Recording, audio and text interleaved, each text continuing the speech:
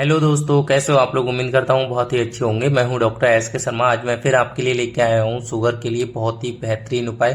पहले तो आप ये पूरी वीडियो देखिए, फिर हम बात करेंगे शुगर के बारे में और आप हमारे यहाँ से कैसे दवाइयाँ किस प्रकार से मंगा सकते हैं। पहले आप देखिए शुगर होती क्यों और कैसे है।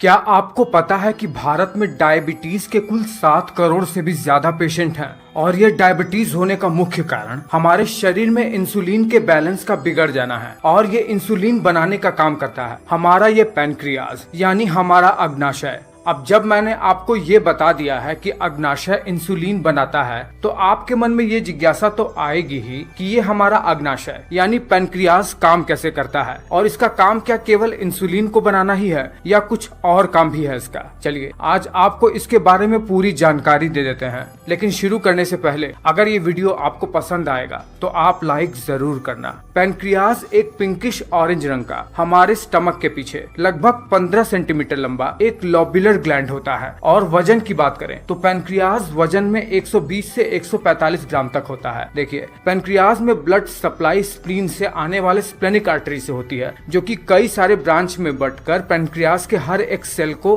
ब्लड प्रोवाइड करवाता है। जब हम इस पैनक्रियाज को स्लाइस करके यानी काट कर देखेंगे तो हम पाएंगे कि पैनक्रियाज के बीच में बिल्कुल पेड़ की एक शाखा की तरह पत्तियों की जाल की तरह एक संरचना होती है और उसके चारों ओर कुछ स्पेशल टाइप के सेल्स घिरे रहते हैं। एक बार इस संरचना को आप ध्यान से देख लीजिए। जब हम इस संरचना को, जो कि एक टहनी में पत्तियों की शाखा की तरह है अग्नाशय में, उससे देखेंगे तो हम पाएंगे कि इसके बीच में एक डक्ट है जो कि सीधे छोटी आंत में जाकर मिल जाता है। और इस डक्ट के चारों ओर पत्ती जैसी संरचना वाली जो चीज आपको दिख रही है वो है एसिनर सेल, जिसका बहुत इंपॉर्टेंट रोल है। देखिए जब भी हम भोजन करते हैं और भोजन करने के बाद जब यह भोजन स्टमक से छोटी आंत की तरफ पास होता है, तब हमारा स्टमक एक गैस्ट्रिन नाम के हार्मोन को रिलीज करता है, जो कि पैनक्रियाज में मौजूद इन एसिनर सेल को स्टिमुलेट कर देता है। और इसके बाद एसिनर सेल उस भोजन को पचाने के लिए कुछ डाइजेस्टिव एंजाइम बनाना शुरू कर देता है। डाइजेस्टिव एंजाइम बनते हुए यह इस एसिनर सेल से लगे हुए डक्ट में चले जाते हैं,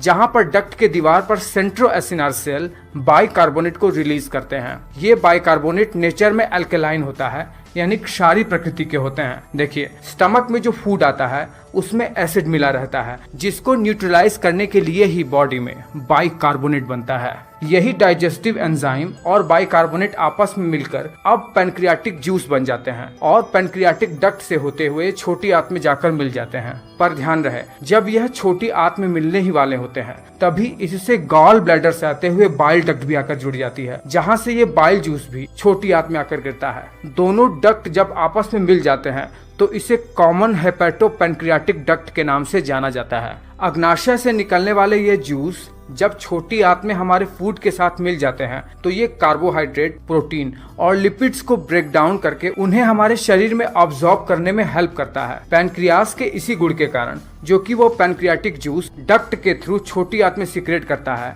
इस कारण से इसे एक्सोक्राइन ग्लैंड भी कहा जाता है। एक्सोक्राइन ग्लैंड वो होते हैं जो अपना सिक्रेशन डक्ट के थ्रू करते हैं। अब देखिए इस एसिनर सेल की संरचना के चारों तरफ पैनक्रियाज में एक और सेल होता है, या कहिए सेल के कुछ गुच्छे जैसे होते, जिन्हें आइलेट्स ऑफ लैंगरहांस कहते हैं। यह islet of Langerhans mainly 3 cell से मिलकर बने हुए होते हैं। एक होता है अल्फा सेल, दूसरा होता है बीटा सेल और एक होता है डेल्टा सेल, जो कि आपस में एक ब्लड कैपिलरी द्वारा जुड़े रहते हैं।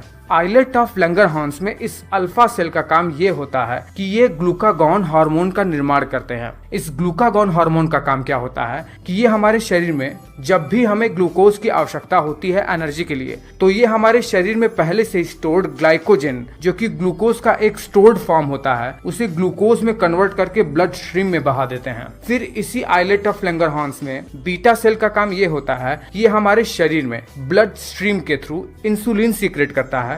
और इंसुलिन का काम हमारे शरीर में ये होता है कि जब हमारे शरीर में ग्लूकोज की मात्रा बहुत ज्यादा हो जाती है तो ये इसे ग्लाइकोजन में कन्वर्ट करके हमारे मसल्स में स्टोर करवा देता है। और जब भी हमें जरूरत पड़ती है ग्लूकोज की, तब ग्लूकागॉन इसे ग्लूकोज में कन्वर्ट करके हमारे शरीर को एनर्जी प्रोवाइड करवाता है। यानी ग्लूकागॉन और इंसुलिन का काम बिल्कुल एक दूसरे के अपोजिट है। डायबिटीज में भी तो यही होता है। डायबिटीज में व्यक्ति का पैनक्रियाज इंसुलिन बना नहीं पाता है, जिसके कारण से शरीर में ब्लड शुगर एक्यूमुलेट होने लगता है और यूरिन के थ्रू शरीर से ग्लूकोज बहुत ज्यादा बाहर निकलने लगता है, जिससे शरीर कमजोर होने लगता है। वही आइलेट ऑफ लैंगरहांस का तीसरा सेल सोमेटोस्टैटिन नाम के हार्मोन को रिलीज करता है, जिसका काम इन अल्फा और बीटा सेल्स से इंसुलिन और ग्लूकागॉन हार्मोन को इनहिबिट कराने में मदद करवाना है। देखिए, आइलेट्स ऑफ लैंगरहांस से जो भी हार्मोन रिलीज होते हैं वो सीधे ब्लड स्ट्रीम में सीक्रेट होते हैं, जिसके कारण से अग्नाशय को एक एंडोक्राइन ग्लैंड भी कहा जाता है। एंडोक्राइन ग्लैंड वो होता है जो अपने हार्मोन को सीधे ब्लड स्ट्रीम में सीक्रेट करते हैं। इस हिसाब से हम ये कह सकते हैं कि पैनक्रियाज एक एंडोक्राइन और एक एक्सोक्राइन दोनों ही प्रकार का ग्लैंड है। तो कुछ इस तरीके से काम करता है हमारा पैनक्रियाज यानी अग्नाशय। आपको ये वीडियो कैसा लगा है मुझे नीचे कमेंट करके बताइए।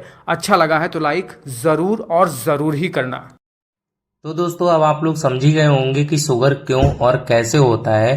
तो देखिए, इसके लिए हमारे यहाँ पे बहुत ही अच्छा आयुर्वेदिक में कोर्स है 3 महीने का, जिससे आपकी एलोपैथिक टैबलेट छूट जाएगी और आप आयुर्वेदिक पे डिपेंड हो जाएंगे। फिर 3 महीने के बाद हम आपकी आयुर्वेदिक भी छुटवा देंगे और आप बिल्कुल ठीक हो जाएंगे। आपका शुगर कंट्रोल हो जाएगा। शुगर के साथ साथ जो होने वाली आपकी समस्याएं हैं, जैसे दर्द है, गैस कब्ज रहता है, बीपी है, कोलेस्ट्रॉल बढ़ा हुआ रहता है, तो इन चीज़ों को भी ये दवाई कंट्रोल करती है और आप बिल्कुल ठीक हो जाते हैं।